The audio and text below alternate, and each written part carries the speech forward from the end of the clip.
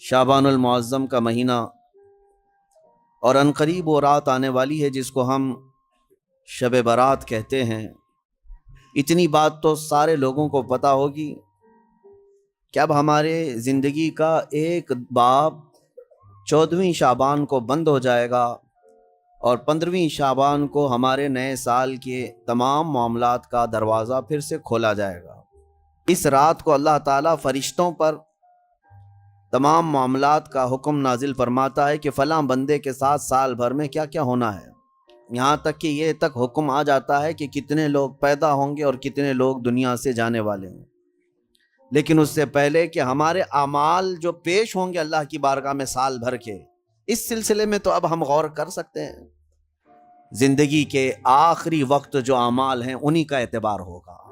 میرے آقا صلی اللہ تعالیٰ علیہ وسلم نے ارشاد فرمایا، اللہ تعالیٰ نے کسی کو جنتی لکھا ہے کسی کو جہنمی، لیکن ہوتا یہ ہے کہ ایک بندہ نیک کام کر رہا ہے زندگی بھر، اچھے اعمال کرتا رہتا ہے، لیکن اس کے متعلق لکھا گیا کہ یہ جہنم میں جانے والا ہے۔ ہوتا کیسے ہے؟ فرمایا گیا موت کے آنے سے چند دنوں پہلے یا چند لمحوں پہلے وہ ایسے گندے کاموں میں مصروف ہو جاتا ہے جو جہنم کی طرف لے جاتے ہیں، انہی کاموں میں اس کی موت ہوتی ہے اور خاتمے پر ہی سب کچھ دار و مدار ہے، پھر اسے دوزخ کی طرف لے جایا جاتا ہے۔ اور کسی کے متعلق اللہ تعالیٰ نے جنتی لکھا ہے جبکہ اس کے کام برے تھے۔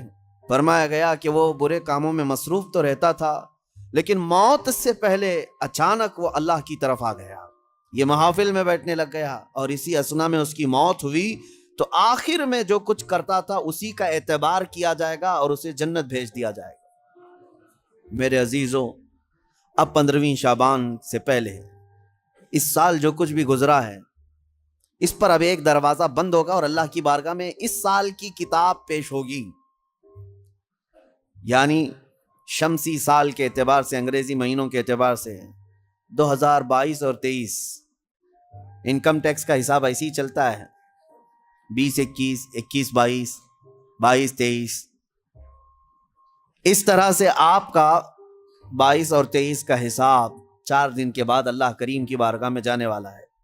ہو سکے تو جیسے ہمارے بزرگوں کا معمول ہے، ہم 14 شعبان کو بھی 15 شعبان کو بھی روزہ رکھ لیتے ہیں۔ وجہ کیا ہے؟ بعض لوگ خامخواہ ہم سے بحث کر رہے ہیں، اس کی دلیل کہاں ہے، اس کی دلیل کہاں ہے، یہ کہاں سے ثابت ہے، وہ کہاں سے ثابت ہے۔ ان کو شب برات کے روزوں کے متعلق بڑی عجیب سی بات ہے۔ بات صرف اتنی سی ہے کہ ہماری تمنا یہ ہے کہ ہمارے اعمال جب اللہ کی بارگاہ میں جا رہے ہوں 14 شعبان کو، اس وقت بھی ہم روزے کے عالم میں ہوں، اور جب ہمارا نیا سال شروع ہو رہا ہو اس وقت بھی ہم روزے کے عالم میں ہوں۔ کیا یہ بہتر طریقہ نہیں ہے؟ اسی لیے بزرگوں کا معمول رہا کہ اس سال جو بھی چلا، جیسا بھی گیا، گزرا تو ہے، لیکن اخیر وقت کچھ ایسے اعمال کر لو کہ اللہ کی بارگاہ میں جب یہ پیش ہوں تو تمہارے لاسٹ امپریشن کو دیکھا جائے، تمہارے آخری اعمال کو دیکھا جائے کہ آخر میں یہ کیا کرتا تھا۔ اللہ نے قرآن میں فرمایا ہے، دوڑو اللہ کی طرف، ففروا الی اللہ، اللہ کی طرف دوڑے دوڑے آ جاؤ، سابقوا الی الخیرات، نیکیوں کی طرف دوڑ بھاگ کرو، جتنا ہو سکے بھاگو۔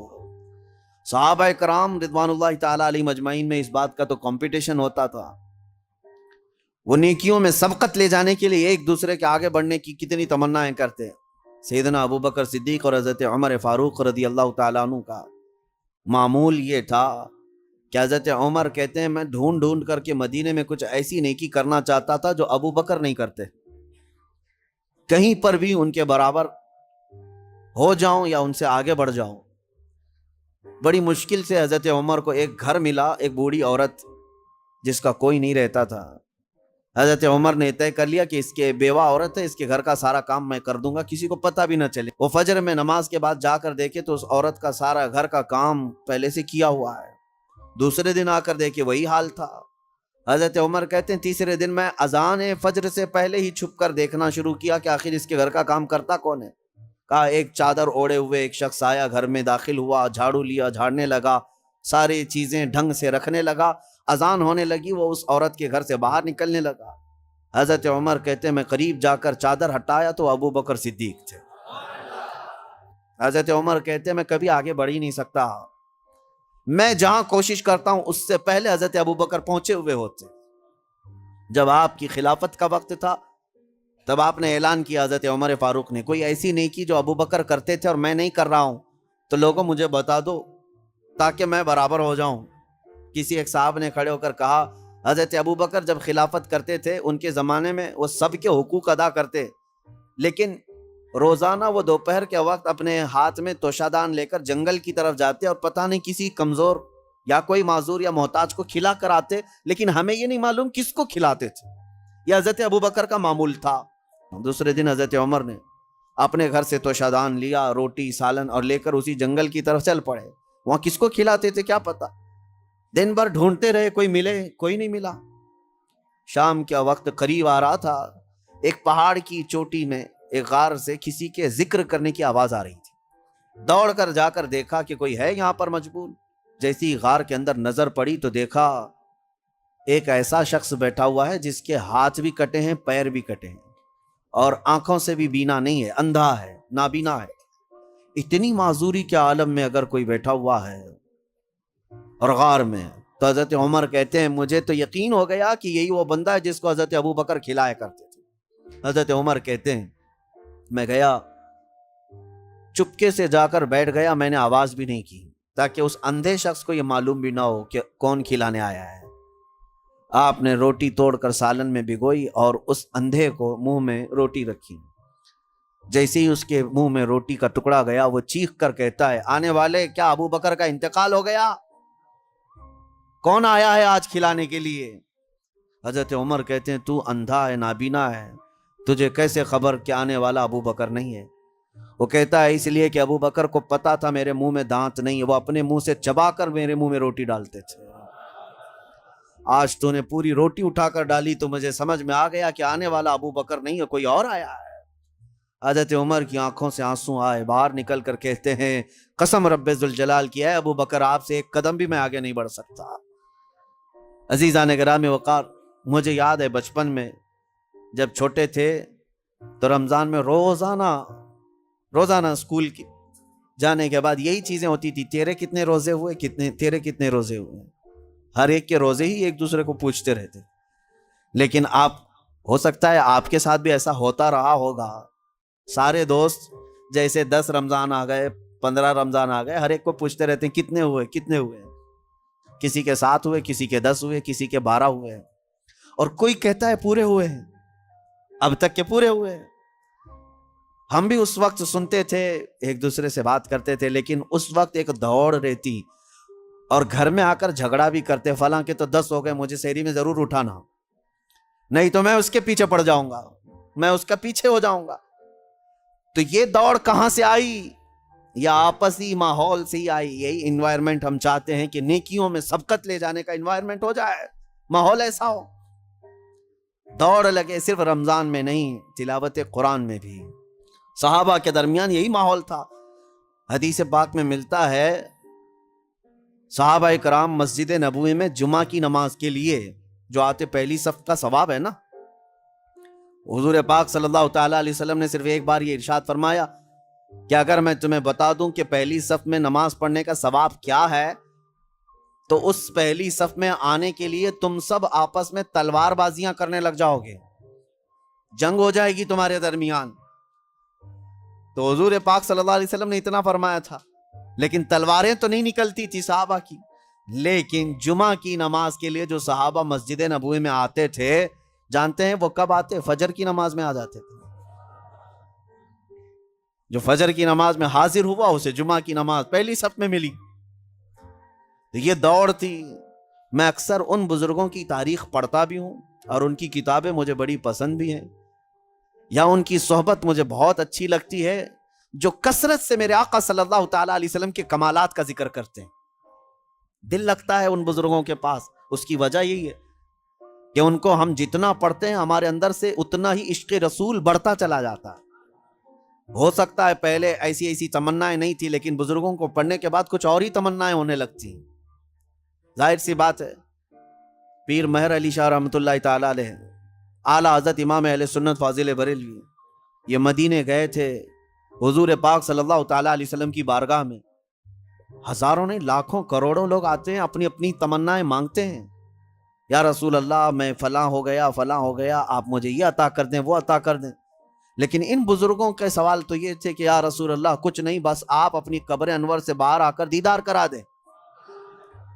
تجھ سے تجھی کو مانگ کر مانگ لی ساری کائنات. ان کا فلسفہ یہ تھا، تجھ سے تجھی کو مانگ کر مانگ لی ساری کائنات. وہ اپنے ہو گئے تو رحمت پروردگار اپنی. اور یہ سوال کیا، اور دونوں بزرگوں کو پہلی مرتبہ، دوسری مرتبہ، تیسری مرتبہ امید تو ان کی پوری نہیں تھی، یعنی وقتی طور پر ان کی مانگی ہوئی چیز تو سامنے نہ ملی. حکمتیں ہیں. دوسرے دن اعلیٰ حضرت فاضل بریلوی نے بھی اپنے ماتھے کی آنکھوں سے جلوہ رسول کو دیکھا. پیر مہر علی شاہ صاحب مدینے سے رخصتی ہو گئے، یہ کہتے ہوئے کتے مہر علی کتے تیری سنا، گستاخ آنکھیں کتھی جا اڑیاں. اے مہر علی کہاں تیرا منہ اور کہاں وہ مقام، تیری آنکھیں کیا اس لائق ہیں کہ تو دیکھنے کی تمنا کر بیٹھا.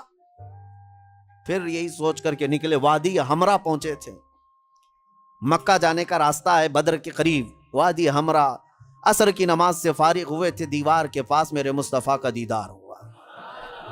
پرانی دیوار کے پاس کھڑے نبی پاک صلی اللہ تعالیٰ علیہ وسلم اپنے کمالات، اپنے جلووں کے ساتھ تشریف لائے. اب میں آپ کو یہ بات عرض کر رہا ہوں، کیوں میں نے یہ ذکر کیا. ہم نے اعلیٰ حضرت کو بھی پڑھا، پیر مہر علی شاہ صاحب کو بھی پڑھا. ہم ویسے بھی عمروں پر جاتے رہے، حج پر جاتے رہے، لیکن اب جب جاتے ہیں تو یہی تمنا ہوتی ہے کہ آقا جب انہیں دے سکتے ہیں تو ہمیں کیوں نہیں دے سکتے. امتی تو ہم بھی ان کے ہیں. نبی پاک صلی اللہ تعالیٰ علیہ وسلم کی بارگاہ میں یہ تمنا کرنا اور اس طرح کی التجا کرنا کس نے سکھایا؟ انہی بزرگوں کی تاریخ نے سکھایا. اسی لیے میں کہتا ہوں ایسوں کو دیکھو کہ تمہیں نیکیوں کی طرف بڑھنے کا شوق پیدا ہو جائے. کہ نبی پاک صلی اللہ تعالیٰ علیہ وسلم کون ہیں سب کو پتا ہے. سید الانبیاء، معصوم عن الخطا، سید الرسل، امام الاولین امام الآخری، مالک جنت، مالک رقاب امم، ہم سب کی جانوں کے مالک. لیکن اس رسول، کیا آپ سب کو یہ تسلیم ہے کہ نہیں حضور کے ہاتھ میں سارے خزانوں کی کنجی ہے؟ نبی پاک صلی اللہ تعالیٰ علیہ وسلم جنتی دروازوں کے مالک ہیں.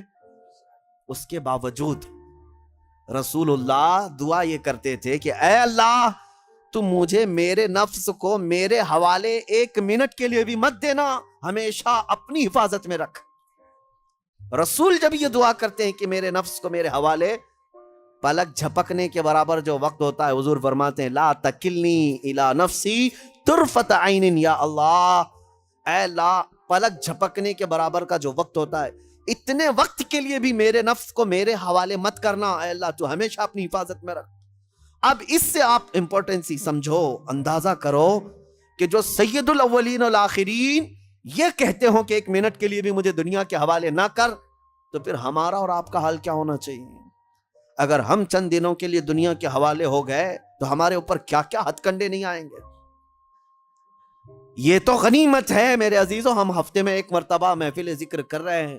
ہونا تو یہ چاہیے کہ جتنی مسجدیں ہیں سب کے دروازے کھلیں، اور جس طرح جمعہ میں لوگ کثرت سے حاضر ہوتے ہیں، محفل ذکر میں بھی حاضر ہو کر اپنے دلوں کے زنگ کو دور کیا کریں. آپ کو بتاؤں رسول پاک صلی اللہ تعالیٰ علیہ وسلم کی حدیث ہے، میں اب گفتگو کلوز کرتا ہوں قریب ہے. الدنیا جیفت و طالبها الکلاب، دنیا مردار کی طرح ہے اور اس کا طلب کرنے والا کتے کی طرح ہے. کبھی آپ نے سوچا کتا کہنا گالی ہے؟ گالی ہے؟ سنو گے کسی سے کہ تم کو کوئی کتا کہہ دے؟ نہیں. یہ اور بات ہے کہ ہم نسبت جب کسی بلند جگہ سے کرتے ہیں تو کتا بھی افضل ہوتا ہے. اگر ہم دربار رسول کا کتا کہتے تو یہ گالی نہیں، یہ فخر کی بات ہے.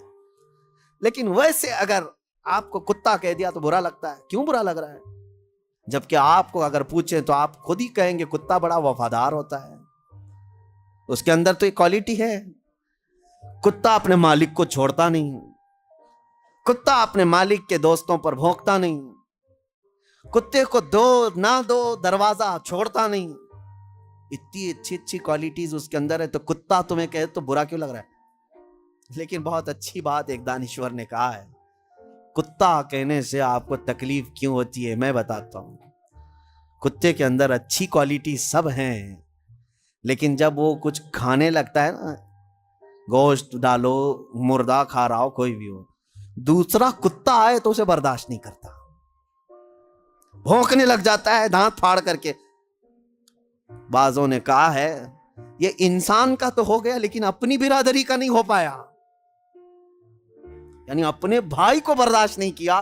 ارے انسان تو دوسرا ہے، اس کی جنس کا تھوڑی نہ ہے. جینڈر میل کھاتے ہیں کیا کتے کے اور انسان کے؟ نہیں ہے. لیکن کتے کی یہی عادت خراب ہے کہ وہ اپنے بھائی کو اپنے کھانے میں برداشت نہیں کر پاتا. اسی وجہ سے رسول پاک صلی اللہ علیہ وسلم نے فرمایا دنیا کا طلبگار کتے کی طرح ہے. 4-5 دن باقی رہ گئے ہیں 15ویں شعبان کو، اور اس سال کا چیپٹر کلوز ہونے جا رہا ہے. ہمارے سارے اعمال اللہ کی بارگاہ میں پیش ہوں گے، فرشتے لے کر کے جائیں گے مولا پچھلے سال 15ویں شعبان سے لے کر اس سال کے 14 شعبان تک ان لوگوں نے یہ سارے کام کیے. اب تمہیں پتا ہے، اللہ کو پتا ہے کیا کیا کیے. تم نے کتنی نمازیں چھوڑی وہ بھی لکھا ہوگا، کتنے روزے تم نے رمضان میں پچھلے مس کیے وہ بھی لکھا ہوگا، کتنے زکوٰۃ دبا کر کون بیٹھا ہے وہ بھی لکھا ہوگا، کتنے تم نے لوگوں کے مال کھائے وہ بھی لکھا ہوگا، کتنوں پر غلط نگاہ ڈالی وہ بھی لکھا ہوگا، کتنوں کے ساتھ دھوکہ کیا ہے وہ بھی لکھا ہوگا. یہ تمام چیزیں تو اس میں لکھی ہوئی ہیں، اور اسی حالت میں اب یہ جانے والے فرشتوں کے ہاتھوں اللہ کی بارگاہ میں. وہ اللہ کے فرشتے ہیں لا یعصون اللہ ما امرہم ویفعلون ما یؤمرون. اللہ نے جس بات کا انہیں حکم دیا اس میں ایک رتی برابر وہ نافرمانی نہیں کرتے. جس بات کا انہیں حکم دیا گیا وہی کرتے ہیں. وہ اپنی ڈیوٹی کے پکے لے کر جائیں گے، ابھی سب کے اعمال لے کے جائیں گے. پیچھے گھوم کر کے دیکھ لو سال بھر میں کیا کیا کیے ہو، تمہیں اچھی طرح سے معلوم ہوگا کس مہینے میں کیا کیا عمل ہوئے ہیں. بھول جاتے ہو تو یہ اور ایک بڑا عذاب ہے. ایک چیز ہے قرآن میں اللہ نے فرمایا ان الحسنات یذہبن السیئات. کچھ نیکیاں ایسی ہیں کہ اگر تم کرو گے تو برائیوں پر پانی پھیر دیا جائے گا. رپورٹ تو وہ لے کر ہی جائیں گے، لیکن 4 دن میں کچھ ایسا کرو کہ اس رپورٹ کے اوپر صرف اور صرف تمہاری نیکیاں ہی درج ہوں، باقی سارے گناہ ویسے ہی مٹا دیے جائیں. یہ ہو سکتا ہے آج کے ذکر کو بھی نہایت ہی خلوص کے ساتھ اللہ کی بارگاہ میں اپنے پچھلے تمام گناہوں سے توبہ کرتے ہوئے کھڑے ہو جاؤ، اور اس کے بعد یہ عہد بھی کرو کہ اے اللہ میں سچی توبہ کے ساتھ تیرے دربار میں آیا ہوں. میں جب جب بھٹکوں، جب جب میرا قدم ڈگمگائے، آج اتنی دعا ہے کہ مولا میرے قدموں کو سنبھال لے اور مجھے دنیا میں ڈوبنے سے بچا لے. جب تک زندہ رہوں اپنی رحمت میں جگہ دے، جب آنکھیں بند ہوں تو دامن مصطفیٰ میں مجھے جگہ عطا کر دے. کیا آپ یہ سمجھتے ہوں گے کہ صرف روح ہے اور جسم نہیں ہے؟ تو کیا مطلب ہے روح کا؟ لیکن روح اور جسم کا جب کمپیریزن ہوگا تو روح اس میں بہت بلند و بالا ہے. اس کی وجہ یہ ہے کہ روح کے نکل جانے کے بعد جسم زیادہ دیر تک نہیں سلامت رہ سکتا. چند گھنٹے، چند دنوں کے بعد اس کے اندر سڑن پیدا ہوگی اور یہ سڑ گل جائے گا. روح کے نکلنے کے بعد جسموں کی کوئی اوقات نہیں رہ جاتی. جسم سب مٹی میں مل جاتے ہیں، گل جاتے ہیں. نبیوں کے اور شہیدوں کے جسموں کو چھوڑ کر بات کر رہا ہوں عام طور پر. لیکن روح کیا چیز ہے؟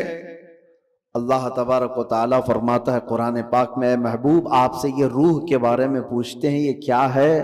آپ فرما دیں روح اللہ کے حکم کا نام ہے. روح اللہ کا حکم ہے. تو روح جس کے اندر موجود ہے اس کے ساری چیزیں ایکٹیو ہیں، سب چیزیں حرکت کر رہی ہیں. حتیٰ کہ آپ سننے کی جو طاقت رکھتے ہیں اس لیے کہ روح آپ کے جسم کے اندر ہے، اور میں بول رہا ہوں یہ طاقت ہے اس لیے کہ روح ابھی موجود ہے. ہاتھ اٹھ رہا ہے، پیر چل رہے ہیں، زبان مزہ چکھ رہی ہے، آنکھیں جھپک رہی ہیں. یہ ساری حرکتیں روح کے ہونے کی وجہ سے ہیں. روح کا تعلق ختم ہو جائے تو جسم یہ سارے حرکتیں نہیں کر سکتا. اب میں آپ کو بتا رہا ہوں، تھوڑی سی چیزیں آپ توجہ لے لیں۔ روح جب ہمارے جسم کے اندر ہے تو ہم کیا کیا کر سکتے ہیں، اور روح نکل جانے کے بعد کیا نہیں کر سکتے، یہ دماغ میں رکھیے آپ۔ ایک مردہ نہ ہاتھ اٹھا سکتا ہے، نہ پیر اٹھا سکتا ہے، نہ آنکھ کھول سکتا ہے، نہ زبان سے چکھ سکتا ہے، کچھ نہیں کر سکتا۔ لیکن روح ہونے کے وقت آپ بھی اور ہم بھی کیا کیا کر سکتے ہیں؟ ہم اپنا ہاتھ بھی اٹھا سکتے ہیں، پیر سے جہاں تک چاہے چل سکتے ہیں، بول سکتے ہیں، سن سکتے ہیں، دیکھ سکتے ہیں، سب ہے۔ روح ہونے کے وقت اتنا سب جو کر سکتے ہیں، یہ اتنا ہی نہیں، بلکہ میں آپ کو بتا دیتا ہوں، اس روح کی اگر کوئی تربیت کرتا ہے تو یہ روح اس کو اتنی طاقت عطا کرتی، اتنی کہ وہ جو سامنے حرکتیں ہو رہی ہیں ہاتھ پیر ہلانے کی، یہ بڑھتے بڑھتے بڑھتے اتنی ہو جاتی ہے کہ اس کے لیمیٹیشن ہی نہیں ہے۔ روح اس کو اتنی طاقت پہنچاتی ہے کہ آج روح میرے اندر ہے، میں سامنے کی دیوار تک دیکھ رہا ہوں، اور روح طاقتور ہو جائے تو ہو سکتا ہے وہ مشرق میں بیٹھ کر مغرب کے حالات کو دیکھ رہا ہوں، وہ شمال میں بیٹھ کر کے جنوب کے حالات دیکھ سکتا ہے۔ روح کی طاقت جب بڑھ جاتی ہے تو ہو سکتا ہے آج میرا ہاتھ جتنا لمبا ہے وہاں تک کی چیز چھو سکتا ہوں، پکڑ سکتا ہوں، لیکن روح کی طاقت جب بڑھ جاتی ہے تو بیٹھے بیٹھے مدینہ طیبہ سے ملک شام میں بھی کسی کی مدد کر سکتا ہے۔ اب میں آتا ہوں اسی گفتگو پر، تو پھر میرے عزیزو، روح کی تربیت کے لیے کیا کرنا چاہیے؟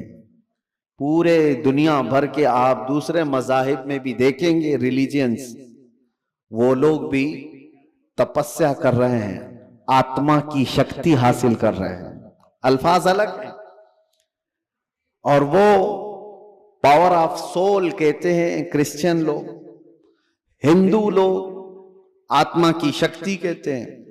اس کے لیے وہ دنیا کو ترک کر رہے ہیں، کچھ کلمات کے جاپ کر رہے ہیں، کسی نہ کسی طرح سے وہ اپنی روح کو بڑھانے کی کوشش کر رہے ہیں۔ تو سب ادیان میں یہ ایک کانسیپٹ پایا جاتا ہے۔ میں آپ کو بتاتا ہوں اصلی روح کی طاقت وہ ہے، روح نے اگر اپنے رب کو پہچان لیا تو یہ سب سے بڑی طاقتور ہے۔ اور روح جس وقت اللہ رب العزت کو، اپنے خالق کو پہچان لیتی ہے تو وہ رب تبارک و تعالیٰ کی قرب پانے کا جو اس کا مقام ہے وہ ولایت کا مقام ہے، اور وہیں سے اس کی طاقت کا اضافہ ہو جاتا ہے۔ ہمیں اس روح کی تربیت کیسی کرنی ہے؟ روح کی تربیت کیسی ہو؟ دیکھیں، آپ کو ایک سمپل سی بات بتا رہا ہوں، جسم کو صبح ناشتہ نہ کرو، دوپہر کا کھانا نہ کھاؤ تو شام تک آپ ہلنے لگ جائیں، اور اگر 3 وقت کا کھانا چھوڑو تو کمزوری جسم پر اور چہرے پر ظاہر ہونے لگ جائے گی۔ کیوں؟ اس لیے کہ جسم کو بھوک لگتی ہے اور ہم کھانا کھاتے ہیں، اسی طرح روح کو بھی بھوک لگتی ہے۔ روح کی غذا اللہ کا ذکر ہے، ذکر اللہ ہے، اور جب بندہ اللہ کا ذکر کرتا ہے تو اس کی روح تر و تازہ ہوتی ہے۔ اور یہاں تو برسوں سے اللہ کا ذکر ہی نہیں کیا تو کسی کی روح بیمار اتنی ہو چکی ہے کہ اسے کچھ نہیں پتا، صرف چلتا پھرتا ایک لاشا ہے، چلتا پھرتا ایک جسم ہے، روح تو ہے موجود لیکن بڑی کمزور اور بڑی غریب۔ اس روح کو طاقتور بناؤ اللہ کے ذکر سے، ذکر اللہ سے۔ اب آپ کو میں بتاتا ہوں، جہاں یہ روح سلامت ہوتی ہے، انسان کا جسم مر بھی جائے تو اللہ تبارک و تعالیٰ اس کی روح کو اسی طرح باقی رکھتا ہے۔ روح باقی ہے، مرنے کے بعد بھی انسان کے جسم کو قبر میں رکھ دیے جانے کے بعد بھی روح باقی ہے، روح باقی ہے۔ اور روح جب تک طاقتور ہے وہ کیا سے کیا کر سکتی ہے، تصرف اللہ تبارک و تعالیٰ اس کو عطا کیا ہے۔ موت کے بعد بھی اولیاء کاملین کی زندگیاں ہم جو دیکھتے ہیں وہ اسی بنیاد پر ہے کہ انہوں نے اپنی زندگیوں میں جسم سے زیادہ اپنی روح کا خیال کیا۔ لوگ اپنی باڈی بنانے کے لیے جو محنت کرتے ہیں کوئی بات نہیں، کتنے کتنے گھنٹوں لوگ جیم کر کے اپنی جسم کو مضبوط بنانا چاہتے ہیں۔ یہ جسم صرف دکھا سکتے ہیں سامنے لوگوں کو، یا کس لیے؟ کہ فٹ رہنے کے لیے، کچھ لوگ کسی کو مکہ مارنے کے لیے کر رہے ہیں، لیکن اس کا 10% بھی اگر روح کی تربیت پر توجہ دی جائے تو میرے عزیزوں طاقت و قوت کا یہ عالم ہوگا کہ اولیاء کاملین کی صف میں اللہ تبارک و تعالیٰ آپ کو وہ مقام عطا فرمائے۔ روح کی طاقت کی طرف توجہ۔ آج پوری دنیا اس سے دور بھاگی ہوئی ہے، ساری چیزیں ہماری روحانیت نکل گئی، ہم میٹل پر محنت کر رہے ہیں، ہم جسموں پر محنت کر رہے ہیں، ہم کپڑوں پر اپنے ظاہر پر محنت کر رہے ہیں۔ روح کے لیے جو اولیاء کاملین کے ہاں تربیت ہوتی تھی وہ خال خال نظر آ رہے ہیں۔ پہلے خانقاہوں میں جانتے ہیں آپ، ماررہ مطہرہ ہندوستان کی بہت بڑی خانقاہ ہے جہاں سے اعلیٰ حضرت بھی بیعت ہوئے تھے، امام اہل سنت مجدد دین و ملت جہاں سے بیعت ہوئے، وہ خانقاہ سادات کی آل رسول وہاں پر ہیں۔ حضرت شاہ حمزہ عینی رضی اللہ تعالیٰ نے بڑے پائے کے بزرگ ہیں، ان کے پاس لوگ آتے تھے تربیت حاصل کرنے کے لیے، اپنے زندگیوں کو سنوارنے کے لیے، یہی روح کی تربیت کے لیے۔ تو ان کو کیا کیا کرایا جاتا تھا پتہ ہے؟ سب سے پہلی چیز ان کی تربیت یہ ہوتی تھی کہ جو چیز تمہاری زندگی میں حاوی ہونے کی کوشش کر رہی ہے اس سے اپنے آپ کو چھٹکارا دلانا۔ جو تمہارے اوپر حاوی ہو رہی ہے، چاہے وہ نیند ہو یا بھوک ہو یا کسی چیز کی چاہت ہو، اگر حاوی ہو رہی ہے، غالب ہو رہی ہے تو اس سے نجات حاصل کر لو، تب تمہاری روح پاورفل ہوگی، ورنہ تم غلام بن کر کے رہو گے، اپنی خواہشوں کے غلام بن کر کے رہو گے۔ ابھی من کیا بریانی کھانے کا، بھاگ کر چلے گئے، تم خواہش کے غلام ہو، تم ظاہری چیزوں کے غلام ہو، نیند تمہیں غلام بنا کر رکھی ہے، جب وہ آئی تو تم تو لمبے ہو گئے۔ تمہارا کنٹرول نیند پر نہیں، تمہارا کنٹرول بھوک پر نہیں، بلکہ وہ چیزیں تم پر کنٹرول رکھی ہوئی ہیں، تو سمجھ لو کہ تم کمزور آدمی ہو، تم کمزور ہو، تمہاری روح وہ طاقت نہیں رکھتی، تم مجبور ہو۔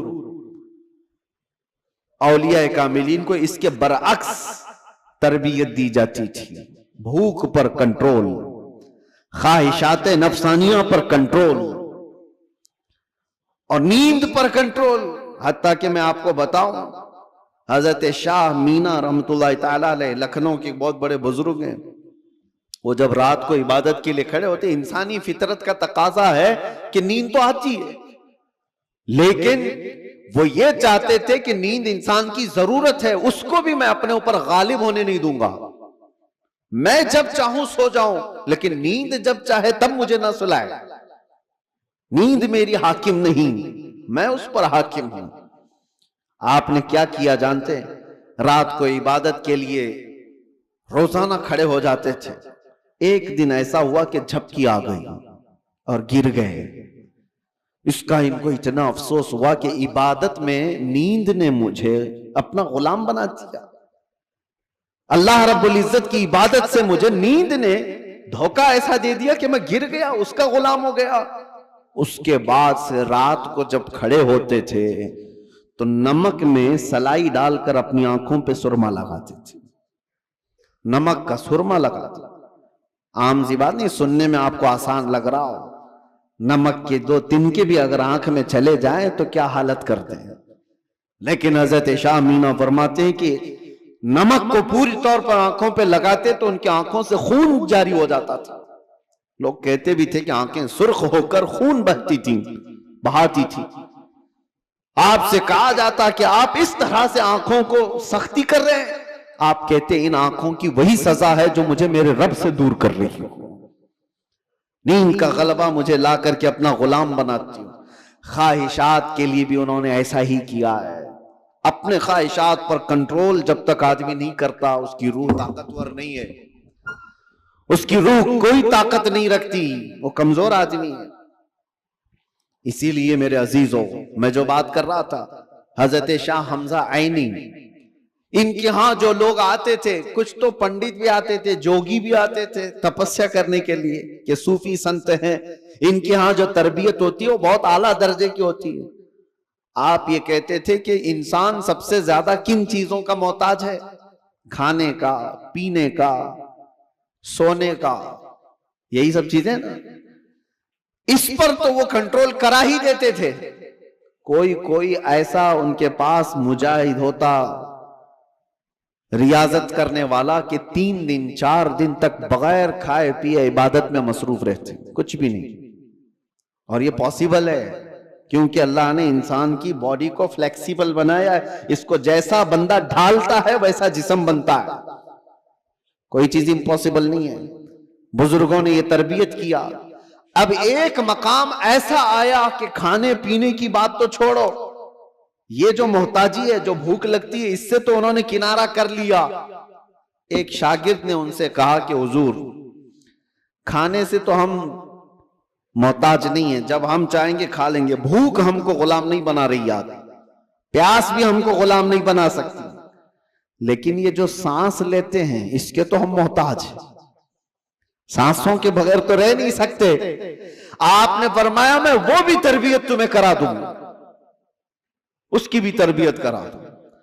तो हबसे नफ्स औलिया कामिलीन के यहां, मैं तसव्वुफ की बात कर रहा हूं, एक तरबियत ये भी है उनके यहां, हबसे नफ्स। हबसे नफ्स या हबसे दम जिसको कहा जाता है, क्या है? उनको सांस रोकने की तरबियत दी जाती थी। सांस रोक लो अपनी, आप अपनी नाक और मुंह बंद करके देखो कितनी देर रोक सकते हो, शायद 1 मिनट, क्योंकि आदत नहीं है।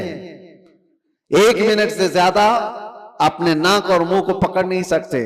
लेकिन तरबियत के बाद माररा मुतहरा की तारीख में है, हजरत शाह हमजा आइनी की बारगाह में जो तरबियत पाते थे, उनको सांस रोकने की जो तरबियत दी जाती थी, फजर के बाद वो सांस को रोकते थे तो जोहर तक लेकर जाते थे, जोहर तक। लोगों को ऐसा लग रहा होगा कि उड़ती हुई बातें हैं, नहीं मेरे अजीजों, जब बंदा अपने जिस्म को ढालता है किसी चीज में तो अल्लाह तबारक व तआला हर चीज उसके लिए मुमकिन बना देता। और हमने दुनिया में अपने जिस्मों को आजाद कर रखा है, सारी दुनिया इस जिस्म पर राज करती है, ख्वाहिशात हम पर हुक्म करते हैं, हम इन पर कंट्रोल नहीं पा रहे। आज जरूरत इसी बात की है कि हम जिन चीजों के एडिक्ट होते जा रहे हैं उन चीजों को अपनी जिंदगी से दूर करते जाएं। कोई ख्वाहिशात ऐसी हैं जो मेरे ऊपर हावी हो रही हों, उन ख्वाहिशात से अपने दामन को छुड़ाने की कोशिश करें। और यही तरबियत बारगाह मुस्तफा सल्लल्लाहु अलैहि वसल्लम की थी। एक बात मैं आपको बताता हूं, मजबूरी के आलम में भी औलिया कामिलीन ने अपने आप को दुनिया के हवाले नहीं किया, दुनिया के हवाले नहीं किया, वो बचने की हर मुमकिन कोशिश करते रहे। एक बुजुर्ग के मुतालिक हमने पढ़ा है, हजरत मुश्की रहमतुल्लाह अलैह, इराक के एक बुजुर्ग, लेकिन वो जवान शख्स, मुश्की गालिबन अब्दुल्लाह कुछ नाम था, बहुत खूबसूरत, देखने में बिल्कुल हैंडसम नौजवान, एक कपड़े की दुकान पर काम करते थे। शहर की एक अमीर औरत कपड़ा खरीदने आई और वो अय्याश औरत थी, उसने लड़के को देखा, नौजवान को, इस पर फरेफ्ता हो गई। बहाने से कपड़े की बहुत बड़ी थान खरीदा और उसके बाद उस नौजवान से कहा, क्या तुम मेरे महल तक पहुंचाओगे, मैं उसकी उजरत दूंगा। भोला भाला नौजवान कपड़े उठा लिया और चल पड़ा। उस खातून के घर जब पहुंचे तो उसने कपड़े की वो थान अंदर रखवाई और कमरे में उसे बुलाकर दरवाजे बंद कर दिए। और उसके बाद उस नौजवान से कहा कि तू अब आजाद नहीं है, तू मेरे पास कैद है, मैं तुझे यहां पर इस बहाने से ले आई हूं, तुझे जो चाहिए वो मैं दे दूंगी, माल दौलत जो भी है, लेकिन मेरी ख्वाहिशात पूरी कर दे। वो कांपने लग गए। अल्लाह का खौफ, अल्लाह का डर, जिसकी रूह मजबूत और ताकतवर होती है, हर मुसीबत से उसको किसी न किसी तरह बचा लेती है, अल्लाह का फजल होता है। उस नौजवान ने कहा, यह हरगिज मैं नहीं कर सकता, मैं नहीं कर सकता। उस खातून ने कहा, तो फिर तुम यहां से बच के भी नहीं जा सकते, किसी हालत में तुम बच के भी नहीं जा सकते, और ना किसी को पता है कि तुम यहां अंदर हो। कल को मैं ये इल्जाम भी लगा सकती हूं कि तुमने मेरी इज्जत को तार तार किया है और तुम्हें मैं फांसी की सजा भी दिला सकती हूं। اس نوجوان کی مجبوری دیکھیں کہ خاتون نے ایسے اس کے اوپر حاوی ہونے کی کوشش کی کہ کسی بھی طرح سے اس کو گناہ کی سرزمین پر دھکیل دے، لیکن یہ نوجوان ہے، اچانک نہ جانے دل و دماغ میں کیا خیال آیا، کہا کہ ٹھیک ہے مجھے استنجا کرنا ہے، طہارت، ٹوائلٹ جانا ہے۔ اس نے کہا یہیں اندر ہی ہے، اندر تم فارغ ہو جاؤ۔ تو وہ طہارت خانے میں گیا، نوجوان کچھ نہیں دیکھا، وہاں کی غلاظت اٹھا کر کے اپنے چہرے پر اپنے جسم پر سب لگا لیے، اور باہر آیا اس خاتون کے پاس۔ اس عورت نے دیکھا کہ بدبو اور یہ غلاظت یہ جسم پر، وہ چیخ مار کر دروازے کھولتی ہے کہ کوئی پاگل آیا، اس کو گھر سے نکالو، جلدی یہاں سے نکالو اس کو۔ تو سارے لوگوں نے پکڑ کر کے ان کو نکال دیا کہ پاگل نوجوان گھر کے اندر کیسے گھس آیا۔ ان کو اس کی نہیں پڑی تھی کہ مجھے لوگ پاگل کہیں، لوگ میری بدبو کو دیکھیں، لوگ مجھے غلاظت ملا ہوا شخص کہیں، کچھ فکر نہیں تھی۔ اور نوجوان وہاں سے نکلا اور راستے میں ایک کنویں میں جا کر اس نے غسل کیا۔ روایت میں موجود ہے اس کے بعد سے ہر دن ان کے جسم سے مشک کی خوشبو آتی تھی۔ اللہ تبارک و تعالیٰ کے لیے جب بندہ اپنے جسم کو بچا لیتا ہے تو رب تبارک و تعالیٰ اس کو ہمیشہ کے لیے محفوظ کر دیتا ہے یا خوشبودار کر دیتا ہے۔ یہ بات میں اس لیے عرض کر رہا ہوں کہ جن لوگوں نے خواہشات پر کنٹرول پا لیا، وہ تھوڑی دیر کی تکلیف تو ہو سکتی ہے لیکن ہمیشہ کے لیے اللہ عز و جل ایسی عزت بخشتا ہے کہ آپ اس کو گمان بھی نہیں کر سکتے، گمان بھی نہیں کر سکتے۔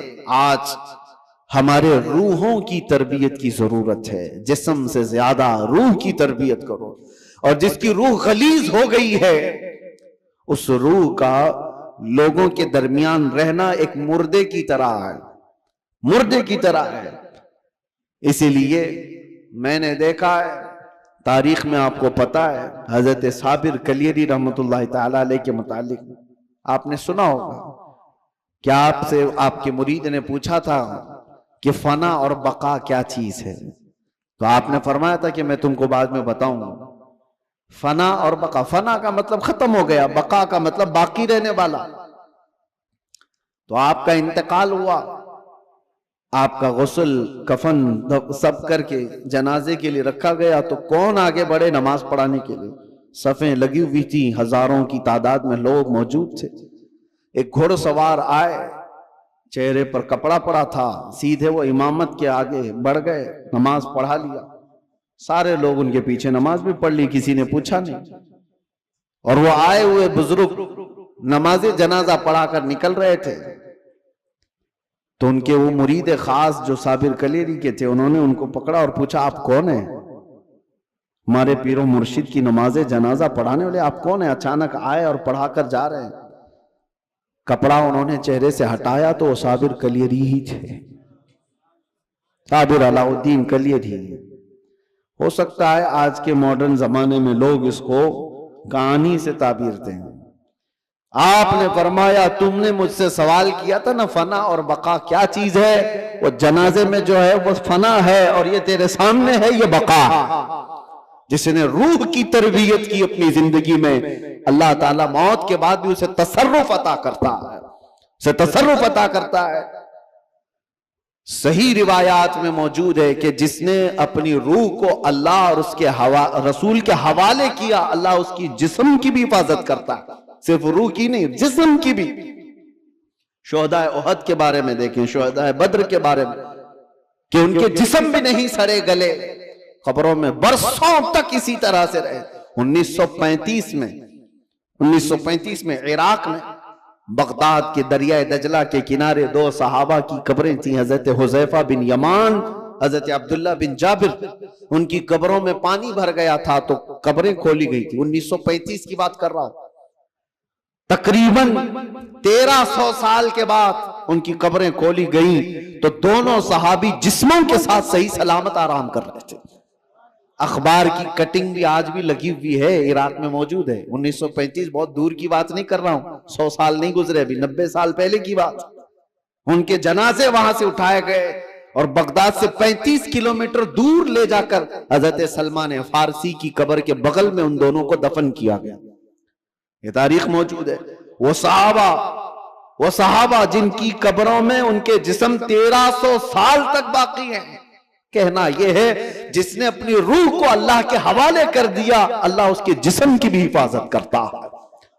اور جو صرف جسمانی خواہشات کے لیے جی رہا ہے اس کے جسم کا حال تو یہ ہے، ادھر روح نکلی ادھر جسم میں بدبو شروع ہو گئی، ادھر روح نکلی جسم پھلنا پھولنا شروع کر دیا.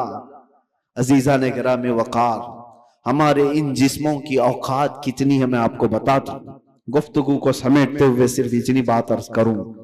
کہا گیا ہے کہ قبر میں ہماری تختیاں بند کر کے جب لوگ چلے جاتے ہیں قبر کی مٹی میں، آپ کو اندازہ ہے، آپ ممبئی کے قبرستانوں کو دیکھتے ہیں اور بہت جلدی یہاں قبریں کھولی بھی جاتی ہیں، لیکن جہاں نہیں کھولی جاتی وہاں کے لیے بھی میں بتا رہا ہوں، دفن کر کے چلے جانے کے بعد ایک دن کے اندر، صرف ایک دن 24 گھنٹے جب گزر جاتے ہیں تو پیٹ میں کا اور دماغ میں کا پورا پانی پیپ کے ذریعے سے یا کسی طرح سے اس کے ناک اور منہ سے باہر نکل جاتا ہے، اس کے کانوں سے سب نکل جاتا ہے. اور اس کے بعد دن جیسے جیسے گزرتے جاتے ہیں اگر قبر کے حشرات یعنی کیڑے مکوڑے اس کے جسم کو کھانے لگ گئے تو بہت جلدی وہ گلنا شروع کر دیتا ہے. 3 دن کے اندر پیٹ پھٹ جاتا ہے اور پیٹ کے پھٹ جانے کے بعد جو تعفن نکلتا ہے اس کی چیزیں سب اس کی باہر ہو جاتی ہیں. اور اس کے بعد 9 دن گزر جاتے ہیں یا 10 دن گزر جاتے ہیں تو جسم کی ساری چمڑی پک جاتی ہے، پوری چمڑی، چاہے اس کو جتنی بھی حفاظت سے رکھا جائے، روح نے ساتھ چھوڑ دیا ہے تو اب جسم ترتیب وار ایک ایک چیزیں اس کی ختم ہوتی چلی جاتی ہیں. اس کے ناک سے، اس کے کان سے، اس کے منہ سے گودا باہر نکل آیا، پیٹ پھٹ گیا، اب چمڑی گلنے لگ گئی. پھر اس کے 40 دن گزرنے والے ہوتے ہیں کہ ہڈیاں سب باہر نکلنے لگ جاتی ہیں، دکھتی ہیں، ہڈیوں کا اظہار ہو جاتا ہے، چہرہ کسی حد تک رکھا جاتا ہے.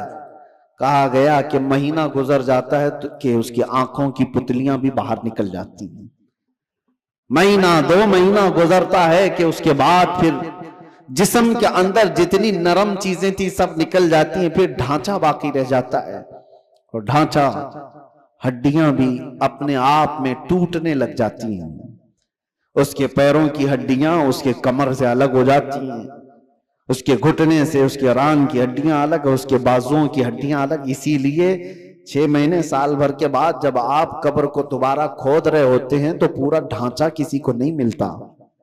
کسی کی گھٹنے کی ہڈی، کسی کے سر کی کھوپڑی اور کسی کے پیر کی ہڈی، یہی سب چیزیں ملتی ہیں. جسم سب چھوڑ چکا ہوتا ہے.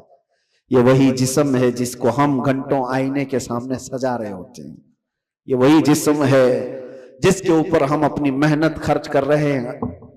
چاہے وہ جیم میں جا کر، میں نہیں کہتا کہ فٹ نہیں رہنا چاہیے، فٹ رہنا چاہیے، لیکن یہ نہیں ہے کہ کل محنت ہم اپنے جسم پر لگائیں اور روح کا خیال بھی نہیں کیا کریں. روح کا خیال ہی نہیں کیا تو یہ جسم جس وقت ساتھ چھوڑ دیتا ہے تو میرے عزیزوں بہت برا حشر ہو جاتا ہے. مولا علی کرم اللہ وجہہ الکریم ایک بار قبرستان تشریف لے گئے، قبروں کو سلام کیا، السلام علیکم یا اہل القبور. اور اس کے بعد وہ مولا کائنات ہیں، قبر والوں سے یوں کہتے ہیں کیف احوالکم یا اہل القبور، اے قبروں والے تمہارے حالتیں کیا ہیں. سعید ابن مسیب حضرت علی کے ساتھ تھے. حضرت علی رضی اللہ تعالیٰ عنہ کے شاگرد، مدینے کے مشہور تابعی سعید ابن مسیب کہتے ہیں میں مولا علی کو دیکھ رہا تھا، وہ قبر والوں سے پوچھ رہے ہیں. تھوڑی ہی دیر کے بعد آپ کی آنکھوں سے موٹے موٹے آنسوؤں کے قطرات نکلنے لگے اور دھارو قطار آپ رونے لگے. سعید ابن مسیب پوچھتے ہیں مولا علی کرم اللہ وجہہ الکریم سے کہ سرکار آپ ان سے بات کر رہے ہیں اور رو کس بات پر رہے ہیں؟ مولا علی نے فرمایا میں نے ان سے صرف اتنا پوچھا کہ تمہاری حالتیں کیا ہیں. تو قبر والوں نے مجھے جواب دیا، اے علی ہماری کیا حالتیں پوچھتے ہو؟ اس چہرے کو رب تبارک و تعالیٰ نے بچھوؤں کی غذا بنا دیا ہے جس کو ہم سجایا کرتے تھے، ان بالوں کو جن میں ہم کنگا کرتے تھے پیپ نکل آیا ہے، کیڑے کھینچ رہے ہیں، ہماری ان آنکھوں کو آج خیرہ کر دیا گیا ہے، ان آنکھوں کو سیاہ کر دیا گیا ہے، ہمارے وہ بازو جس پر ہمیں بڑا ناز تھا ہم آج ہلا بھی نہیں پاتے، اور ان کو بڑی مضبوطی کے ساتھ توڑ دیا گیا ہے، ختم کر دیا گیا ہے۔ حضرت علی کرم اللہ وجہہ الکریم سعید ابن مسیب سے کہتے ہیں قبر والوں کے یہ جواب سن کر بتاؤ کیا میں مسکرا سکتا ہوں، کیا میں ہنس سکتا ہوں؟ تو پھر اللہ کا خوف ہے کہ میں زارو قطار رو پڑا۔ میرے عزیزو، ہم سب بھی اسی منزل کے راہی ہیں، ہم بھی اسی آخری مکان کے مسافر ہیں جہاں ہم سب کے ساتھ یہ ہونا ہے۔ اس لیے جب تک رب تبارک و تعالیٰ نے ہمارے جسم میں روح باقی رکھا ہے، اس روح کی توجہ کرو، اس کی تربیت کرو، ورنہ وقت گزر جانے کے بعد قرآن پاک میں ہے کئی ایسے لوگ ہیں جو کہتے ہیں رب تعالیٰ سے، کیا کہتے ہیں؟ لو کننا نرد، اے اللہ اگر کاش ایک بار ہم کو تو لوٹا دے، کننا نعمل، ہم بہت اچھا عمل کریں گے، عملا صالحا، ہم نیک بن کر کے آئیں گے، لو نورد، ہم لوٹا دیے جائیں، اگر ایک بار ہمیں دوبارہ دنیا میں بھیج دے ہم پکے مومن بن کر کے آئیں گے، ہم نیک عبادتگار بن کر کے آئیں گے۔ رب تعالیٰ فرماتا ہے کلا، ہرگز نہیں، جو وقت تھا وہ بیت چکا، اب عمل کا وقت نہیں، اب صرف حساب کا وقت ہے، اب صرف حساب کا وقت ہے۔ اسی لیے عربی میں ایک مقولہ میں پڑھتا تھا اپنے طالب علمی کے زمانے میں نے تو اپنے سرانے پر اس کو لگایا ہوا تھا، حاسبو قبل ان تحاسبو، اپنا حساب پہلے پورا کر لو اس سے پہلے کہ تمہارا حساب لیا جائے، اپنا کیلکولیشن پورا کریکٹ کر کے رکھ لو کہ اس سے پہلے کہ تمہارا حساب لیا جائے۔ عزیزان گرامی، آج ہماری زندگیاں ایسی ہیں، ہم انکم ٹیکس کے ڈر سے تو اپنا حساب پورا صحیح کرنے کی کوشش تو کرتے ہیں، سی اے کو دے دیا، اس کو دے دیا، سب سے پوچھ تاچھ کر کے کہ کہیں کوئی لوپ ہولز نہ رہ جائے تاکہ ہم پکڑ میں نہ آئیں۔ بینکوں کے معاملات صحیح کر رہے ہیں کہ کہیں ہم ای ڈی کے چھاپے میں نہ آ جائیں، انکم ٹیکس کے چھاپے میں نہ آ جائیں۔ یہ زیادہ سے زیادہ تمہیں کیا کر سکتے ہیں، زندگی میں ہی تو سزا دے سکتے ہیں، لیکن ان کو چھپا بھی سکتے ہو اپنے معاملات۔ سی اے تمہیں چھوٹے راستے بھی بتاتا ہے اور الگ شارٹ راستے بھی بتاتا ہے، لیکن اس رب العالمین کی بارگاہ میں تم کوئی ہیلا بہانہ نہیں کر سکتے۔ یعلم خائنۃ الاعین وما تخفی الصدور، وہ تمہاری آنکھوں کی خیانت کو بھی دیکھ رہا ہے اور دل میں چھپے ہوئے حالات کو بھی دیکھ رہا ہے، اس کے دربار میں کیا چھپا سکتے ہو؟ اور جو فرشتے تمہیں قبر میں پوچھنے آئیں گے وہ رشوت بھی نہیں لیتے ہیں، وہ کسی کے بارے میں سفارش کو قبول بھی نہیں کرتے، ان کا حال تو یہ ہے جتنا رب نے ان کو حکم دیا وہ پورا کر کے ہی رہتے ہیں۔ اگر فرشتہ رشوت لینے والا ہوتا تو کتنے تو مالدار پیسے دے کر اسرائیل علیہ السلام سے جان تو بچا لیتے، اپنی روح نکالے جانے سے بچا تو لیتے۔ جہاں بندہ ڈاکٹروں کو پیسے دیتا ہے، ملک الموت کو بھی تو دے سکتا تھا، لیکن پوری دنیا کو یہ معلوم ہے کہ یہ فرشتہ رشوت نہیں لیتا، نہ ہی یہ کسی کو ایک منٹ آگے پیچھے ہونے دیتا ہے۔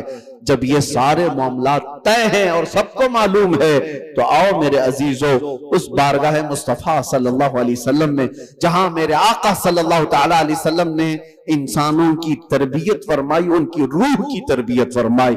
وہ کون تھے جو صحابہ بنے؟ شراب کی زندگیاں ان کی بھی تھی، جوے کی زندگیاں ان کی بھی تھی، بچیوں کو پیدا ہوتے ہی گردن مروڑ کر کے مار دینے والی زندگیاں ان کی بھی تھی، ماں اور بہنوں کو بازاروں میں نیلام کر دیا جاتا تھا، عرب کی یہ زندگی تھی۔ لیکن ایک عرب نے آدمی کا بول بالا کر دیا، خاک کے ذروں کو ہمدوش سریا کر دیا، خود نہ تھے جو راہ پر اوروں کے ہادی بن گئے، کیا نظر تھی جس نے مردوں کو مسیحا کر دیا۔ میرے آقا صلی اللہ تعالیٰ علیہ وسلم نے پھر ان کو کس مقام پر پہنچایا؟ یہ وہ عرب کے بدو لوگ تھے جن کو دنیا وحشی کہتی تھی، مگر میرے مصطفیٰ صلی اللہ علیہ وسلم کی تربیت میں آئے تو پھر مقام یہ بنا اصحابی کالنجوم۔ خود میرے آقا نے فرمایا میرے صحابہ ستاروں کی مانند ہے، جس کی بھی پیروی کرو گے ہدایت پا جاؤ گے۔ ان کو بلند مقام ہوا عطا کیا کہ چاند بھی ان کو دیکھے تو رشک کرے۔ وہ مقام میرے آقا کی اس جلوت خانے میں، اس خلوت کدے میں ہوا ہے۔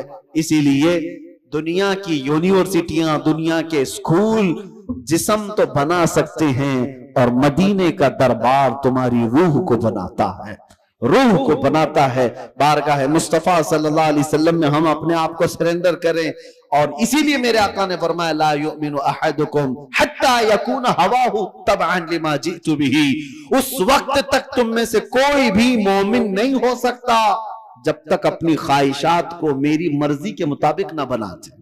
جب تک آپ اپنی خواہشات کو رسول اللہ کی مرضی کے مطابق نہیں کرتے تب تک تو پکے مومن بھی نہیں ہیں۔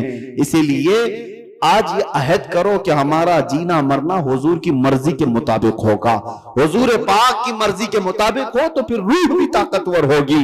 اسی لیے میرے مرشد نے کہا زندگی یہ نہیں کسی کی کسی کے لیے، زندگی ہے نبی کی نبی کے لیے۔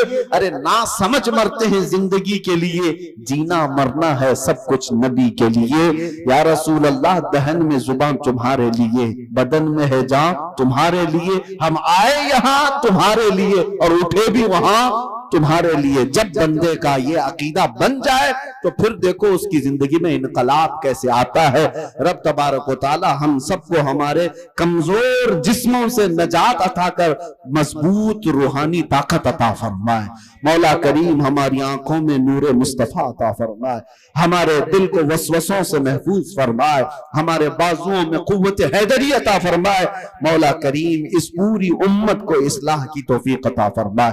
رب العالمین ہمارے درمیان صلاح الدین پیدا فرما، ہمارے درمیان خالد ابن ولید کے نقش قدم پر چلنے والا جوان عطا فرما، صحابہ کا سچا شیدائی عطا فرما، غوث و خواجہ کا غلام ہمارے خاندانوں میں عطا فرما۔ رب العالمین ہماری جمعہ کو قبول فرما، حاضرین کے سجدوں میں لذتیں عطا فرما۔ وآخر دعوانا ان الحمدللہ رب العالمین۔ السلام علیکم۔